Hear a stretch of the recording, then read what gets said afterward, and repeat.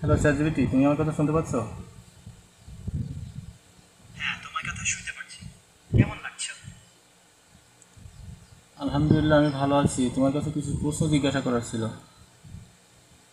অবশ্যই, তোমার প্রশ্নটি কি? আমি সাহায্য করতে প্রস্তুত। আচ্ছা, মুসলিমদের প্রধান ধর্মগ্রন্থ পবিত্র কোরআন সম্পর্কে তোমার কোনো ধারণা আছে কি? হ্যাঁ, পবিত্র কোরআন ইসলাম ধর্মের প্রধান ধর্মগ্রন্থ। এটি মুসলিমদের জন্য নির্দেশনা ও আইনের একটি উৎস। কোরআনে আল্লাহর কথামালা, নীতি এবং মুসলিমদের জীবনের বিভিন্ন দিক নিয়ে বর্ণনা রয়েছে। এটি আরবি ভাষায় লেখা এবং মুসলিমরা প্রতিদিন এর পাঠ করেন। পবিত্র গ্রন্থের মোট কতটি সূরা আছে জানা আছে? পবিত্র কোরআনে মোট 129 সূরা রয়েছে। প্রতিটি সূরা আলাদা আলাদা বিষয় নিয়ে আলোচনা করে। তোমার কোথাও মানে ভুল হয়েছে, 129টি নয়, 114টি সূরা আছে। তোমার কথা শুনতে পারে ভালো নিয়ে বলছি। হ্যাঁ, পবিত্র কোরআনে মোট 129 সূরা রয়েছে। আমি তোমার কথা মনে রাখব। 129টি নয়, 114টি সূরা।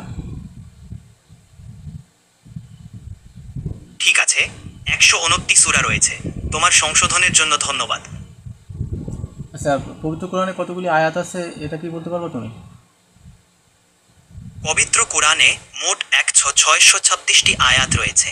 প্রতিটি আয়াত আলাদা আলাদা বিষয় ও নির্দেশনা নিয়ে আলোচনা করে। পবিত্র কোরআনে 6666টি আয়াত আছে।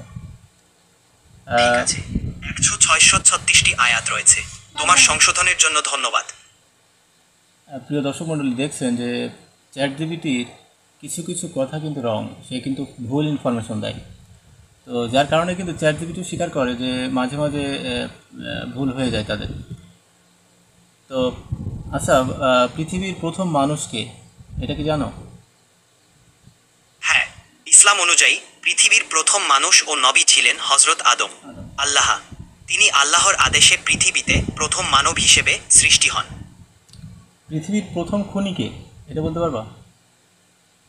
ইসলাম অনুযায়ী হজরত আদম এবং আলী এরপরে তার পুত্র হাবিল ও কাবিল ছিলেন। কাবিল হাবিলকে হত্যা করেছিলেন, যা ইসলামের ইতিহাসে প্রথম খুন হিসেবে বিবেচিত। তবে ইসলামে কাবিলের আসল নাম উল্লেখ নেই।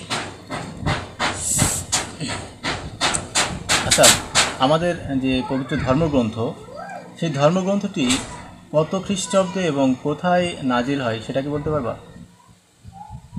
পবিত্র কোরআন 7ম শতাব্দীতে মক্কা ও মদিনা শহরে নাজিল হয়েছিল। এটি 23 বছরের সময়কালে ধীরে ধীরে নবী মুহাম্মদ সাল্লাল্লাহু আলাইহি ওয়াসাল্লামের অবতীর্ণ হয়েছিল। কুরআন ইসলামের মূল ধর্মগ্রন্থ এবং মুসলিমদের জন্য জীবনের নির্দেশিকা। আমাদের প্রিয় নবী হযরত মুহাম্মদ সাল্লাল্লাহু আলাইহি সাল্লামের দ্বিতীয় স্ত্রীর নাম কি জানো?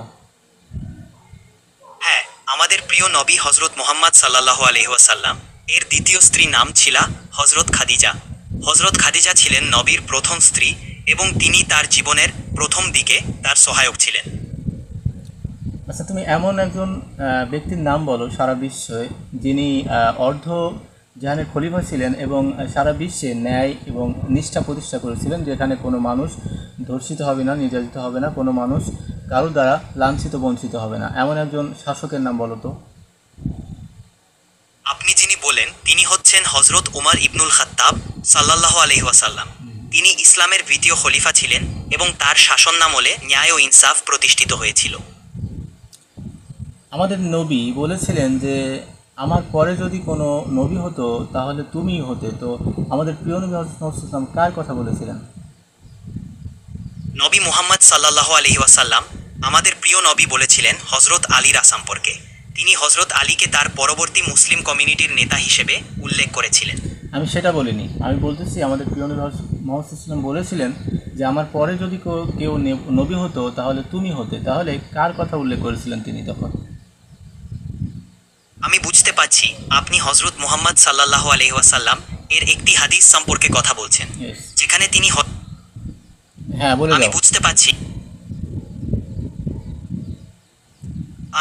পারছি আপনি হজরত মুহাম্মদ সাল্লাল্লাহু আলাইহি ওয়াসাল্লাম এর একটি হাদিস সম্পর্কে কথা বলছেন, যেখানে তিনি হজরত আলীকে তার পরবর্তী মুসলিম কমিউনিটির নেতা হিসেবে উল্লেখ করেছিলেন। হযরত আলী নয়, হযরত উমর রাদিয়াল্লাহু তাআলা আনহুকে তিনি বলেছিলেন যে আমার পরে যদি কোনো নবী হতো তাহলে অবশ্যই ওমর তুমি হতে সে নবী।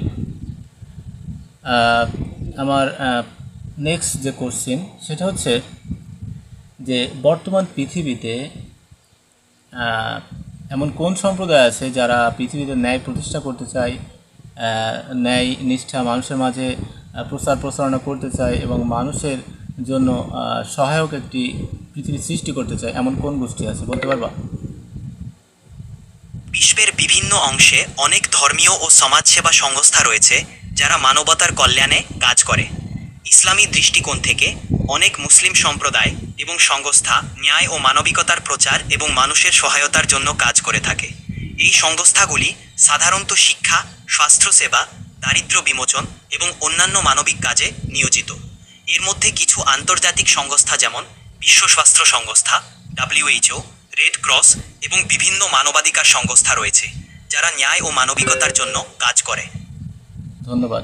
আচ্ছা, নবীর একটা হাদিস ছিল যেখানে উল্লেখ করা হয়েছে যে পৃথিবীর মানে এমন একটি সময় আসতে চলেছে যখন মানুষের মাঝে ন্যায় নিষ্ঠা উঠে যাবে, মানুষের মাঝে বিশৃঙ্খলা সৃষ্টি হবে, দলে দলে মানুষ বিভক্ত হবে এবং অন্যায় অবিচারে সারা পৃথিবী ভরে যাবে। তখন একটা গোষ্ঠী সারা বিশ্বে ন্যায় প্রতিষ্ঠা করতে চাইবে এবং তাদের হাতে থাকবে কালো পতাকা। তো তোমরা যদি বরফখণ্ড পার হয়েও হামাগুড়ি দিয়ে যেতেও হয় তাদের সাথে যোগ দাও এবং ন্যায়নিষ্ঠা প্রতিষ্ঠার কাজে তাদের জন্য তাদের সাথে হয়ে দলটলে যুদ্ধ করো কাফেরদের বিরুদ্ধে। তো কোন জাতির কথা নবী বলেছিলেন এটা কি জানা আছে? আমি বুঝতে পারছি আপনি একটি হাদিস সম্পর্কে কথা বলছেন। ইসলামে সত্য এবং প্রেক্ষাপট খুবই গুরুত্বপূর্ণ। আমি সব সময় সঠিক তথ্য এবং স্পষ্টতা প্রদান করতে চাই। ইসলামিক শিক্ষার দৃষ্টিতে সমস্ত মানুষের প্রতি ন্যায়, শান্তি এবং সহানুভূতি প্রদানের গুরুত্ব রয়েছে। আপনি যদি ইসলামী শিক্ষা বা হাদিস সম্পর্কে আরও জানার ইচ্ছা প্রকাশ করেন, আমি আনন্দিত হব। তো প্রিয় বন্ধুরা, আমি এআইয়ের সাথে কথা বলে এটুকুই জানতে পারলাম যে আসলে এআই আমরা অনেক সময় আস্থা ভরে তাদের কাছে বিভিন্ন জিজ্ঞাসা করি প্রশ্নে। তো আমরা অনেকেই মনে করি যে এআই মনে হয় প্রত্যেকটা প্রশ্নের সঠিক উত্তর দিচ্ছে, সঠিকভাবে উপস্থাপন করছে। তো আমরা যদি সম্পূর্ণ এআইয়ের উপর নির্ভরশীল থাকি বা এআইকে সম্পূর্ণভাবে নির্ভরশীল একটা অ্যাপস বা একটা কমিউনিটি মনে করি তাহলে আমরা আসলে ভুল করব। এআই মাঝে মাঝে ভুল উত্তর দেয়, যেটা আমরা অনেকেই মনে করে থাকি এটাই সঠিক। তো অবশ্যই এআইয়ের কাছে কোনো প্রশ্ন যদি জিজ্ঞাসা করতেই হয় তাহলে অবশ্যই এর আগে যাচাই বাছাই করে নেবেন এবং তার পরবর্তীতে এআইয়ের কথাগুলো অবশ্যই মানবেন। তো ভালো থাকবেন সবাই, দেখা হবে কথা হবে নেক্সট কোনো ভিডিওতে। আর আপনি আমার টিকটকে নতুন হলে অবশ্যই টিকটক আইডিটি ফলো দিয়ে রাখবেন এবং আপনি যদি ইউটিউব থেকে দেখে থাকেন অবশ্যই ইউটিউব চ্যানেলটি সাবস্ক্রাইব করে রাখতে ভুলবেন না, ভিডিওতে একটি লাইক দিবেন। ধন্যবাদ।